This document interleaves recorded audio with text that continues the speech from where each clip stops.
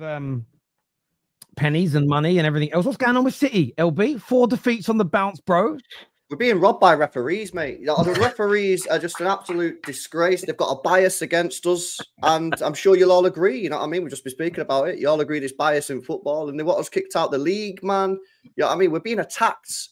Yeah, these referees, man, they're making clanger after clanger, mistake after mistake, and that's what we're saying, man. Nah, we're just pretty shit, to be honest with you. If I'm being deadly honest with you, we've been poor since the 3rd game of the season. We've been very fortunate in the games. I don't know how many people actually watch all City games, whether you just watch the highlights. And the thing is, you really have to watch. You really have to watch the games in full, yeah, to understand how our team is playing. Because Potsy, yeah, me and you are in a group chat, yeah, for your channel. How many weeks have I been saying City have been playing poorly, and I get mocked in his channel? No, you always say this. You always say that you're playing badly. You're not playing badly, and I've been saying that for weeks, bro. Yeah, I've been saying it for weeks, man. I go back to look at the games, yeah. Since the first 3 games of the season, we played Chelsea, Ipswich, West Ham. We played good in those first 3 games, right? Since then, Brentford, we won 2-1. We should have been 4-0 down in the first 10 minutes. Facts. Not talking half chances. I'm talking factual, like we should have been 4-0 down.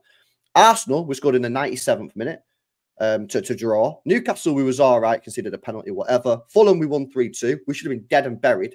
Traore should have scored a hat-trick. And again, I'm not talking, please don't think I'm talking about like half. I'm talking like bro's got a 1-on-1 opportunity and he blazed it over the bar. Wolves, we scored a winner in the 97th minute.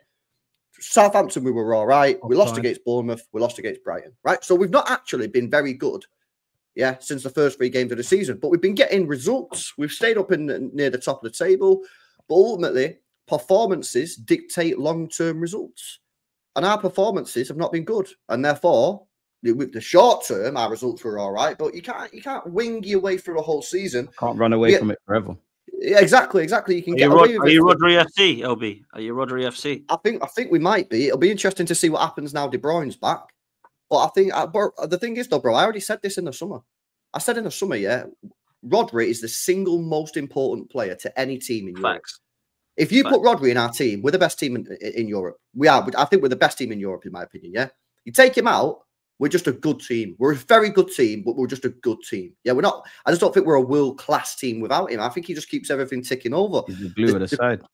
Bro, the club gambled in the summer. All our fan base wanted us to go out and buy a proper midfielder, like a Bruno G, a João Neves, someone like that, spend some money. They risked it. They gambled. They got Gundogan in, who was a fine signing if Rodri didn't get a long-term injury. If Rodri got a hamstring, he's out for a month or 2, whatever, we can wing it with Kovacic and Gundo. Because what I'm saying is you can wing it for a short term. But as soon as he got that ACL, it was not looking good, Brev. And now we just got to get to January. We just got to get to January. Is it more than that, though, LB? Because let me just throw this at you. Because other than 5 players, they're all over 30 now. Like, is this been before this season? I'm not saying that 2 years ago you know this was coming because you're winning trebles. It was great. Do you feel like you could have done more to bring in some more players like before now to actually have some backup? Bro, our transfer activity in the last 2 years has been poor. It's been poor. I agree. Like we brought in, we've got what the problem is now. Yeah, our team's got too many squad rotational players. Yeah, so if you look at Kovacic, he's playing really well at the moment, right? But it might be a little bit disrespectful. Not all City fans will agree, but he's probably a squad rotational player, and that's what he was brought in to do, squad rotation. Yeah. We got Gundogan, who's a squad rotational player. Yeah, we got Nunes, who's a squad rotational player. Phillips was bought. He was a squad rotational. So the only players we bought, yeah, is Haaland, obviously a couple of years ago, and Gvardiola's like your main Donnies. Everyone else is squad rotation. And then what you got to remember is players who weren't squad rotation are now turning into squad rotation players because they're old. So I'm looking at someone like Gundogan. He wasn't a squad rotational player 3 years ago. But now he's 34. He's a squad rotational player. Bernardo Silva is 30 years old, but I keep saying this, Bernardo Silva, people say, Bernardo's only 30. Yeah, but Bernardo Silva's like a 9-year-old car with 350,000 miles on it. We've ran that guy into the ground. So he's now turning into a squad rotational player. On top of that, you've got players like Grealish and Doku who can't stay fit and can't get a run of form going. You've got Savinho, who's only 20 years old, who's still finding his way. We're putting far too much pressure. You've got Walker in the team who's fallen off a cliff. Yeah, we've got injuries galore, which I'm not using an excuse, but like that means we've got to play 19-year-old Simpson Pusey at the back. Like, hopefully after the international break, we got all our players back and that we're cooking. But this squad, I said it, man, this squad needs 300 million quid spending on it. in the next 2 transfer windows. And by 2, I'm talking January in the summer. Like, we need to refresh, you've got man. to fix up now, yeah, because you've got Spurs and Liverpool next. You lose both them. Wow, and Liverpool win. That's 11 points, but you're behind. That's mad. Not saying you're going to, but imagine if we do. I think that's going to be tough. I think if we get to January, yeah, more than 10, 11 points for me, my focus starts to go Champions League. Which actually, low key, I kind of enjoy because we've never done that. We've never focused on the Champions League. We've always focused on the Prem, you know what I mean? Because we've been in these tight battles, and then the Champions League just is what it is. So if we get into a situation where Liverpool have ran away with it, which is very possible, because they just look fucking like just chilling right now. Like yeah, just focus on Champions League, man. But yeah, we're struggling, man. I think there needs to be a bit more pressure put on some of your players, though, man. Because like with Arsenal at the moment, there's pressure on players like Trossard and Martinelli. Who would you say? I think Jack Grealish. I think Jeremy Doku. I think they need to turn up. Not fit. They're both not fit. But how many goals they scored when they were fit? No, but they don't score goals, but they're not fit. That's what I'm saying. So they need to score goals, in my opinion. Now, I think when Mateus Nunes has now come into the side, has Savinho even scored a goal yet? No, Savinho's not scored. That's what I mean. So I think some of these players need to be looked at now and say, like, what are you delivering to us? Are you assisting? Are you scoring? Like, because it's basically harder. The problem is, bro, yeah, our wingers.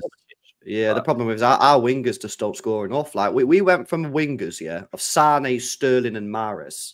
I saw your tweet about that, bro. It's we've done this wrong. Yeah, I'm gonna call the club as it is. They've made a mistake here. Yeah, we've gone from wingers who could score and get GA, and we've gone to new wingers who don't score and don't get GA. Yeah. Grealish has never been a prolific goal scorer. People always talk about City have ruined him. Right, well, check his stats at Aston Villa, yeah? He's getting the same sort of numbers that he is there, but he's not scored for City since December 2023, right? Doku is not a player that scores or assists that much. He'll get more than Grealish, but he's not one that gets that much. Savinho only scored 9 goals for Girona last year, right? And you look at someone like Sterling, who in a peak year was up there with Ronaldo and Messi numbers.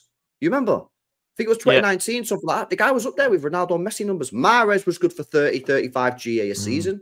And Sane are probably good for 20. So, for me, yeah, I think that just a squad needs a complete overhaul and refresh. What's happened to Foden, bruv, as well? Come on, we got to talk now. 11 games in. What's he doing, man? What's actually happening? I think rival fans are doing what rival fans do and getting on this guy's back way too soon. He's only started like 5 games for us, right? And you know, he was Bournemouth. He was good against Bournemouth. He didn't really do much against Brighton, but I just don't really know. He's only started 4 Prem games. 4 Prem games. He was good in 2 of them. A bit quiet in the other 2, but he probably another one needs to step up. Champions League, he's got 3 goals and an assist. So I think people are just cooking him for. I don't know why, to be honest with you. People just love to do that. Same with Saka, innit? I think that Foden hasn't been amazing. He hasn't been amazing. I don't think he's been dog shit either. I do think this is for anyone who's had a player at their club in like a debate with him. This is the time to strike. This is the time to like go in on him because it's a week. For me, I've been in this game too long, and I've just noticed that pattern. It's like now's the time. So we had a gal say on the show that him doing poorly this season, Foden, undoes everything that's come before it. And I'm like, see, that just shows you. That shows an agenda, though. It's like I think you can criticize his season, but even if he doesn't improve this whole campaign, everything that's come before it still remains. It's a weird notion to push. I think he needs to do a little bit more, but I don't think Foden's been. I think I know he's new, but I think Savio, I think Grealish, whether it's availability and performances, I think Doku. Most of the midfield, I think they've all been much bigger problems. All the players and the manager need to do a bit more at City, don't they? And Phil Foden's proven himself multiple other times. Does that make? Do you know what I mean? I think he's proven himself multiple other times. I think it's more on other people kind of stepping up. Nobbin said it last night on our Top 6 show. Well, why don't others step up for once? Why has it always got to be Phil Foden? And I think there's a great point in that. Like some of these players, I know he's done okay on the left, but like Mateus Nunes, that's a £50 million signing. Yeah, but we should never have signed him in the first place, man. I get you. We should never have signed him. We should never have signed Phillips. Just poor signings. But that's the thing I would say about your recruitment in the last 2 or 3 summers. I think you're spot on. It just hasn't been good enough. You haven't brought in players that have, and that's what's sometimes hard though when you haven't just had a great City team.